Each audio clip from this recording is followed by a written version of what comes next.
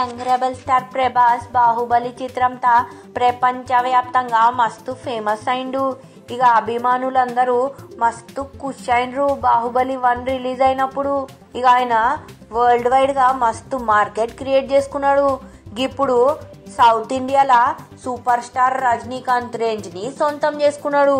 గిదెట్లయిందా అనుకుంటున్నారా? అయితే ఇప్పుడు ఎక్కువ ఎయిటింగ్ చేయించకుండా అసలు ముచ్చట చెప్తా. డైరెక్టర్ ఎస్ఎస్ రాజమౌళి ఎండితెరపై బాహుబలి ద బిగినింగ్ మస్తు చూపించిండు కదా. గా సినిమా 600 కోట్ల కన్నా ఎక్కువ పైసలు గమాయించి రికార్డ్ సృష్టించింది. ఇప్పుడు అందరు దేనికోసం ఎయిటింగ్ చేస్తున్నారు? గీ సినిమా సెకండ్ వర్షన్, అదే Baahubali the conclusion. Ghee cinema కోసము అందరు రేటింగ్ చేస్తున్నారు. ఇక గీ సినిమా 1000 కోట్ల కలెక్షన్ ని రావడుతుందని ట్రెండ్ వర్గాలు అంచనాలు గిట్లేస్తున్నారంట. ఇప్పటికైతే పోస్ట్ ప్రొడక్షన్ వర్క్ లా మస్తు బిజీ ఉన్నది బాహుబలి 2. ఇక ప్రీ రిలీజ్ బిజినెస్ బి మొదలు పెడుతుంది. ఈ సినిమా తమిళ వర్షన్ థియేటర్ హక్కులు శ్రీ గ్రీన్ ప్రొడక్షన్ సంస్థ 42 కోట్లకు కొన్నదంట.